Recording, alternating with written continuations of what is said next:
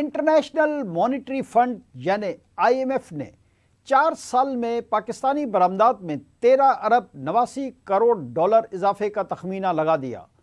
پاکستان نے 2030 تک ملکی برآمدات 60 ارب ڈالر تک بڑھانے کا ہدف مقرر کر رکھا ہے، جبکہ IMF نے حکومت کے برآمدات 60 ارب ڈالر تک بڑھنے کے ہدف کے برعکس پیش گوئی کر دی۔